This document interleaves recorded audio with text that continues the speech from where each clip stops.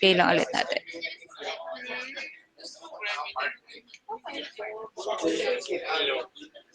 Yan, yung A, C, E, and G, unchanged yung carrier natin dyan. Meaning, yung carrier wave natin, yun lang din yung ma-apply natin na wave for A, C, and G.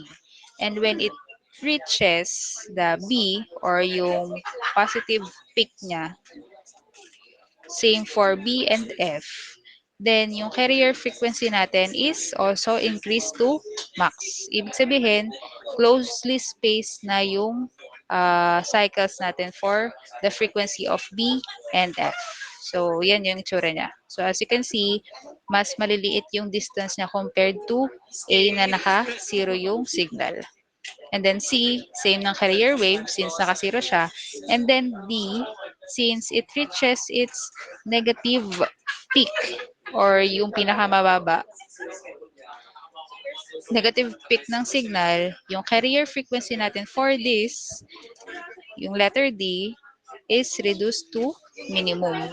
Or yung frequency natin is nag-decrease. So as you can see, lumayo yung distance niya compared to the carrier wave. And then once na bumalik siya sa E, same lang din ng carrier wave yung magiging frequency niya. Yan, E. Then F, positive peak. Then G is same ng carrier wave.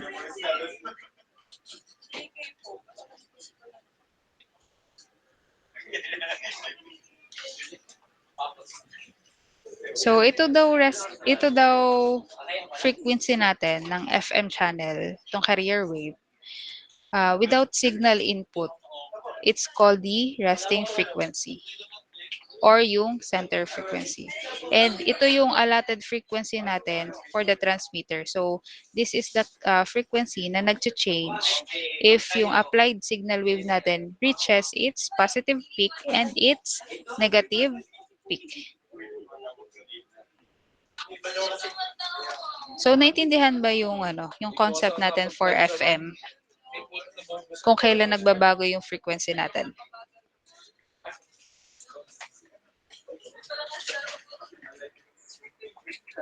Okay. So, meron din tayong definition dito for frequency deviation. And it is defined as the amount of change in carrier frequency produced by the modulating signal. Okay, next. So, meron tayong example dito.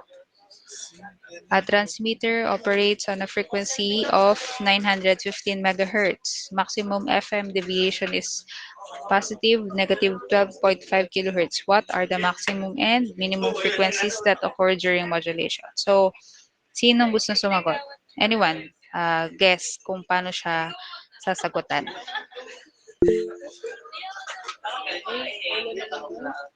Okay, sinong nag-raise ang hand? Si John Lay. Pagpa-plusin po ma'am yung 915 dun sa 12.5 pero bago po yun ay yung 12.5 ay gagawin po munang megahertz po. Yes. So, correct yon. That is for the maximum. How about the minimum? Ima-minus po dun po sa i-convert po na 12.5 sa megahertz po. Yes, that's correct. So, tama yon. Ang sabi niya, i-convert yung 12.5 kilohertz into megahertz or the other way around. Pwedeng ang i-convert natin is yung 915 megahertz into kilohertz para ma-add and minus natin itong 12.5 kilohertz na deviation. So, that's how we get the maximum and minimum frequencies for this problem. So, ito yung solution natin. So, for the maximum deviation, ang ginawa natin for the solution, nag-convert tayo ng kilohertz, ng megahertz into kilohertz. And then, inad and minus natin itong 12.5 kilohertz. Then, the answer for maximum deviation is 915,012.5 kilohertz. While for the minimum deviation naman, ang answer natin is 914,987.5 kilohertz. So, yun lang yun. Yun lang yung pagkuha natin ng maximum and minimum frequency. Okay. So, meron din tayong modulation index and sidebands. Sino pwedeng bumasa?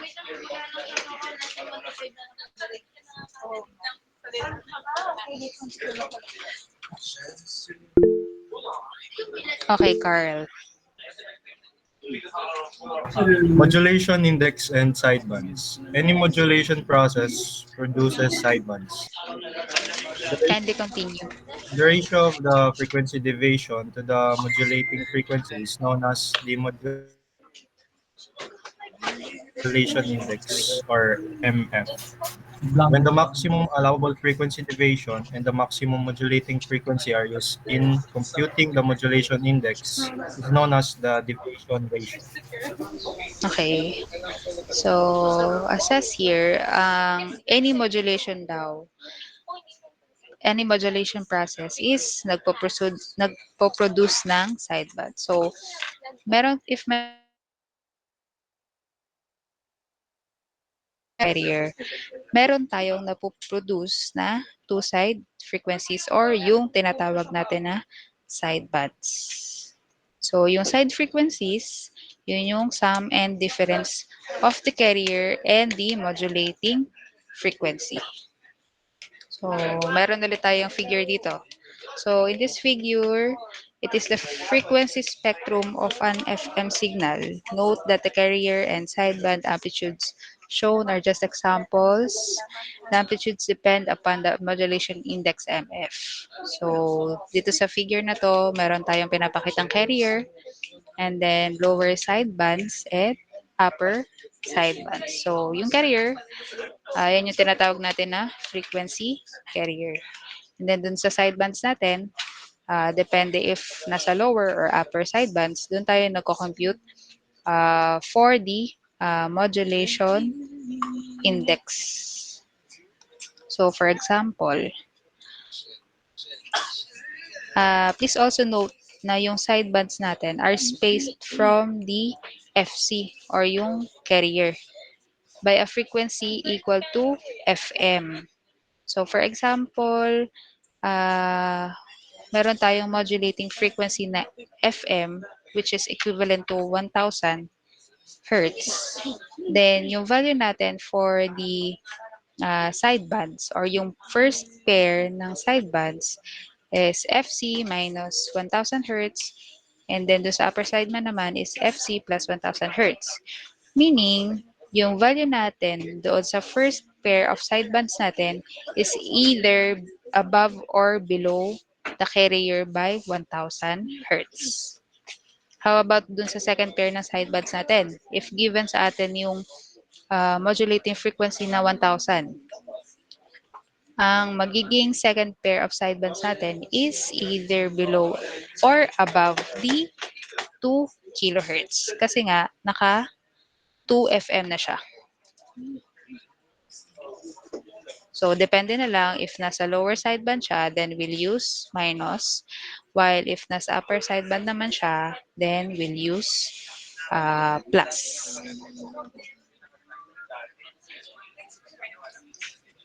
And then, meron tayong formula for modulation index or also known as the deviation ratio. So, ang formula natin for this is the frequency deviation over the modulating frequency. Kindly take note of this ha. Okay, so under ng modulation index and sidebands, meron tayong tinatawag na Bessel function. So as you can see here, yung pinapakita figure sa inyo, yan yung Bessel function natin. So yan na yung computation. So, in our class, no need to compute naman kung ano yung makukuha nating sideband or pairs. Kaya ko lang siya pinapakita sa inyo is for you to know in a specific or in a given value of modulation index, ilan ba yung sidebands or pairs na meron. For example, meron tayong modulation index of 2. Ilan yung sidebands or pairs natin or equivalent dun sa n. So, for 2, meron tayong 1, hindi nyo yata kita. Yan. So, for 2, meron tayong number of sidebands na 1, 2, 3, 4. So, it's just that meron tayong mga problems na hinahanap ang number of sidebands given yung modulation index. Okay? So, in this figure, yung leftmost column natin is what we call the modulation index. And then yung remaining columns naman, naka-indicate yung amplitude of carrier and also the various pairs of sidebands. Again, this is just to show you ano yung, for example, number of sidebands per modulation index. Another example, kunyari, pinapahanap sa atin ilan yung sidebands natin or pairs natin given yung modulation index of 5.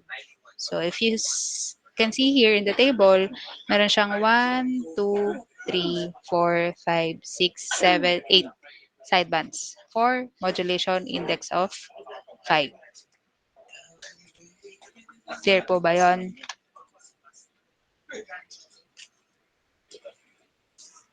Okay, may example tayo dito. 5-2. What is the deviation ratio of TV sound if the maximum deviation is 25 kilohertz and the maximum modulating frequency is 15 kilohertz? Who can answer?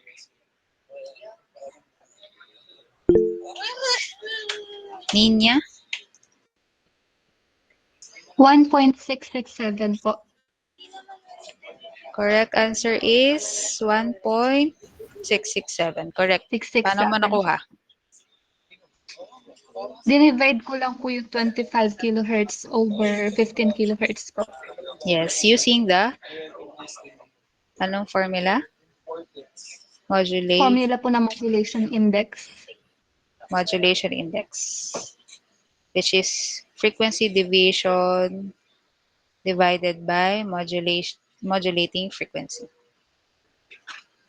How about example 5-3? What is the maximum modulating frequency that can be used to achieve a modulation index of 2.2 with a deviation of 7.48 kilohertz?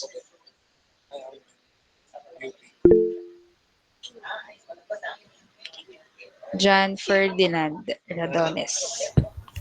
Ma'am, yung answer po is 3,400 hertz po. Yes. So that's correct.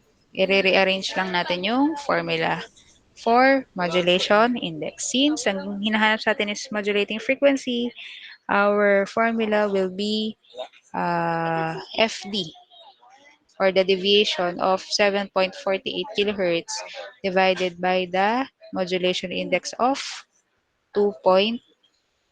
So, ito yung solution natin for these two sample problems. Nakasunod ba lahat? Yes po, ma'am.